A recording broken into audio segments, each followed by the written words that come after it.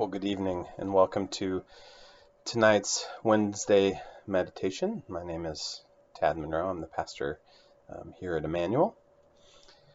I am sure that for all of us, this year of 2020 is going to be a memorable one.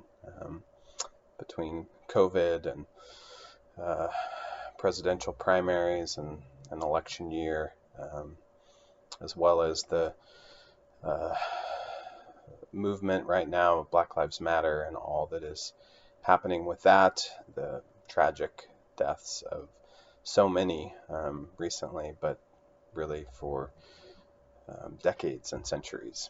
And so tonight I wanted to focus our time in light of current circumstances on thinking about how we as white folks in particular can use our meditation and reflection practices to really practice being anti-racist and to become stronger allies to the Black community in this struggle that we're in for racial equity and for to really dismantle systemic racism.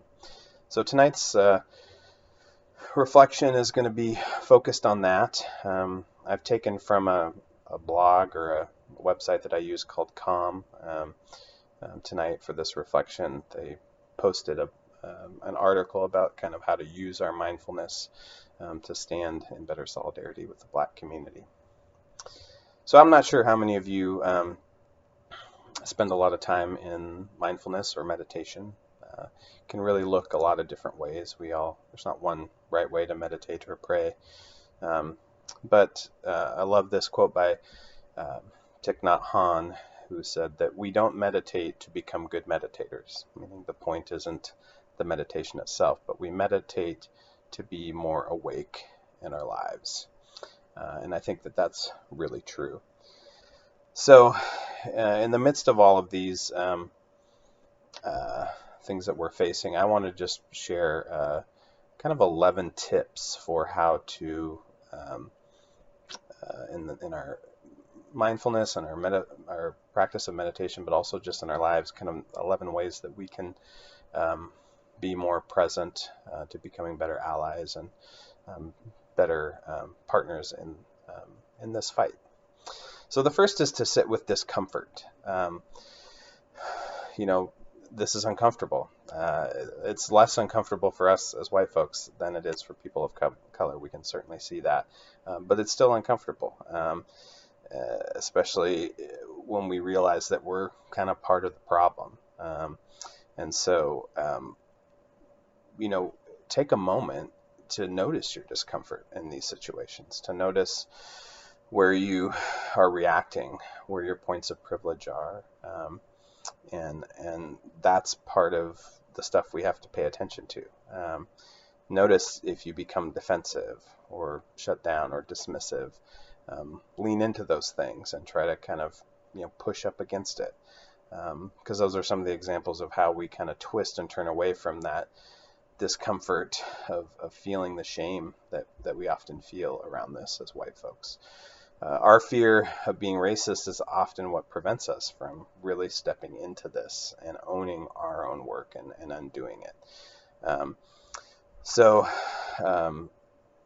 We got to kind of let go of this idea of that racist is just a bad word and try to instead see it as a helpful way to identify a thought or a behavior that might need to be further unpacked and dealt with. And as we engage the uncomfortable and go into that introspection, it's important to, though, have a sense of self-compassion in that, to gently create space to confront whatever feelings are coming up for us, grief, anger, heartache, shame, confusion.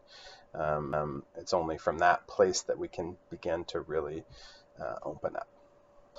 So the second tip is to meet your mistakes with equanimity.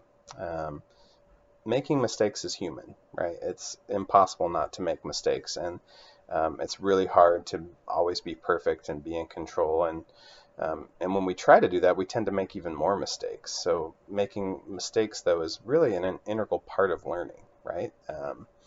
So the next time you say or do something that causes harm, just take a minute to remember, maybe even meditate, reflect on that, to remember that you're human, offer yourself compassion, and then take action, right? Apologize, seek forgiveness, learn about why your language or behavior was hurtful, commit to doing better now that you know better.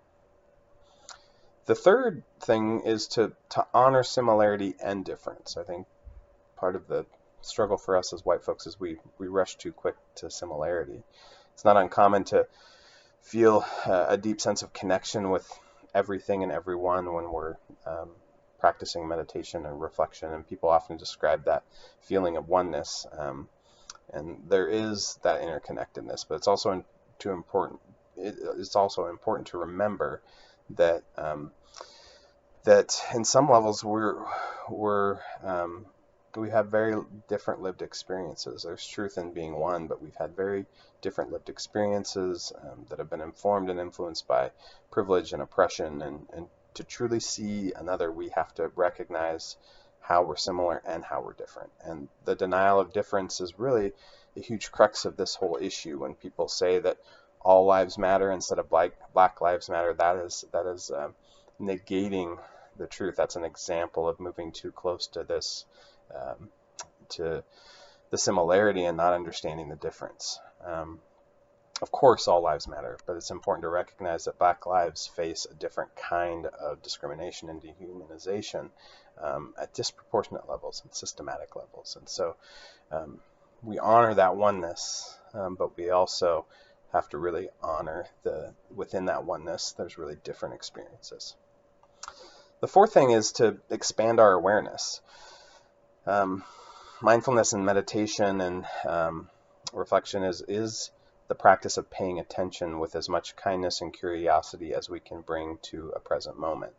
And so, what's important for us is to raise our awareness so that we bring that into our meditation. So seek out books or podcasts or stories or teachings by Black folks, and listen with an open heart and mind until your perspectives widen and shift, and keep listening and learning. The next one is, I think, a hard one, but an important one is that we need to learn in our practice to hold space for anger. Anger is a natural and an appropriate response to injustice. Sarah Ahmed likens the embodied experience of oppression to the struggle for wiggle room and space to breathe. Imagine how exhausting and suffocating it must be to continually experience these microaggressions and to not see yourself represented in the world, in the company you work in your country, in your community, to see the disproportionate number of people incarcerated, to watch Eric Garner or George Floyd say, "I can't breathe," with their final words. Marginalized communities are tired of patiently waiting for change, and their anger is valid. And when we react to the anger and not the injustice, we just perpetuate the harm. So holding space for that anger gives room to breathe and the possibility for real change to happen. The sixth thing that I'd like to remind us of tonight is that we have to let things be complex in this arena. Another way of practicing mindfulness and meditation is to practice holding complexity, to practice maybe even holding things that seem to be at odds or incongruent with one another. One way that we can do that is to notice how our mind seeks simplicity when we're uncomfortable or when we're feeling challenged. And something has to either be this or that. That's where we tend to move into those polarities much easier. Something's either this or that, or good or bad. Rather than reaching for a definitive answer, though, we can use our mindfulness to slow down and to kind of be okay with the mess and the incongruity of it all. Maybe there's some ways that we can practice this in our lives. Being able to hold many truths can help us see another person's humanity. And that probably helps in most areas of our life, not just this one. The seventh area is to really in your prayer, your meditation, your mindfulness, to really focus on summoning courage and cultivating courage in yourself. It's scary and difficult to have these conversations about race with your family, with um, folks in your life that you're close to show up at solidarity in a protest, or to challenge your workplace to be more inclusive, or to confront your own racism, whatever it might be. That it takes courage. It's scary. Um, and if they weren't scary, then we wouldn't really need to be doing this work. So it's important to remember that while speaking up against racial equality, is important. Um, a joke or a slur, it's even worse to be experiencing that racism. And even though it's hard to stand up to it, it's worse to be experiencing it. And so we need to summon courage. If we dream of a world where everyone's treated with dignity and respect, including all of our black sisters and brothers, then take a deep breath and let these words from Audre Lorde inspire us. When I dare to be powerful, to use my strengths in the service of my vision, then it becomes less and less important whether I am afraid. So I encourage us to dig in our practice to find courage. The eighth point is maybe somewhat counterintuitive in mindfulness practice. Usually we really talk about centering ourselves. And this is an encouragement to potentially decenter ourselves. Maybe you've heard terms like the white saviors complex. It's when a white person kind of becomes passionate about injustice and tries to be the hero that ends racism. But the intention is really lovely, but it's also really awkward and really dangerous. Your tears are tears. They're valid responses to all of this. The trouble is that folks often end up centering their sadness and confusion and can drown out the black voices. And that's well-meaning but painful. So we need to really center the marginalized voices who have experienced racism and support their leadership. Be a part of the solution by showing up, making dinner for a friend who's organizing, babysitting for a coworker so they can do some self-care, reading, amplifying black voices on social media, donating to black-led social justice organizations, frequenting and black-owned businesses, and really centering our work rather than centering ourselves. The wider work, center our work and working with other white folks in our own communities, because really this isn't a black problem. This is a white problem. This is a problem that we have to deal with. The ninth point is that we should check in with care. If you're worried about the safety of your well-being or well-being of your black friends, this is a great practice right now, is to send a note to express your care and check in on them, to be mindful of what you say, that you don't add to their stress or their heartache or exhaustion, but really reaching out to just know that you're there, that you see them, that you can't fully understand it because it's not your experience, but that you love them and that you're there. Jennifer Gomez, a trauma psychologist, says it like this: reaching out is about opening a door of communication. It is up to the other person if and when and how they'd like to go through that door with you. The 10th point is to just keep showing up, right? That if you've done mindfulness and meditation for a long time, I remember the first time I sat in Zen Buddhist meditation, it was hard, and I didn't want to go back, but to really get it and understand it, I had to go back. And the hard things in life, we can get really ramped up for a while and really be involved, and then can really fall away. So we got to keep showing up. Kim Catron says that she invites us to imagine that our allyship card expires every day. So really we have to renew our commitment every morning to this movement. Being an ally isn't a destination. We don't arrive. It's a practice that we return to over and over again daily. And last but not least, as in anything, we have to practice self-care. Unpacking our privilege and bearing witness to suffering is hard work. It takes time and care and energy in order to keep showing up to do this work.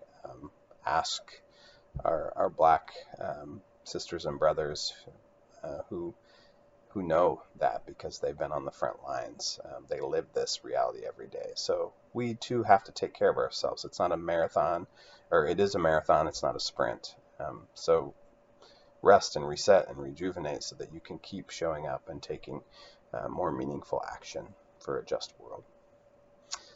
So I thank you for taking the time tonight to think about these points for your own practice of meditation and reflection and prayer, and really just for our lives as showing up as advocates and allies in this work of bearing witness that Black lives do matter, and that we have to lean in, that this is our problem as white people, and we have to be the ones that dismantle white supremacy and systemic racism in our country.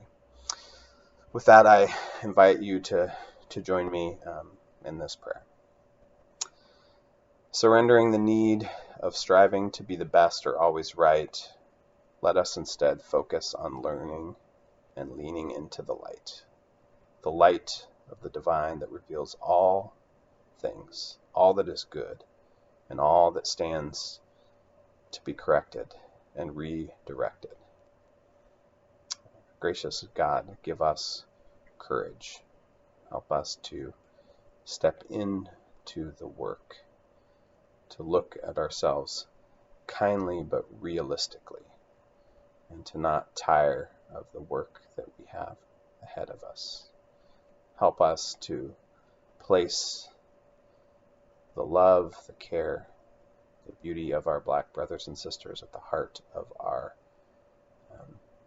meditation, our reflection and prayer, to hear their voices, to see their faces, to know that we can't fully grasp it, but to try to empathize as deeply as we can, in that place that moves us to the deepest compassion, to the deepest work of justice. Thank you for this time. We thank you for our Black and brown leaders and fighters for justice. We pray and grieve with those who have lost so much. We pray for an end. We pray for an end of the injustice of racism and white privilege. Amen. Well, thank you and good night.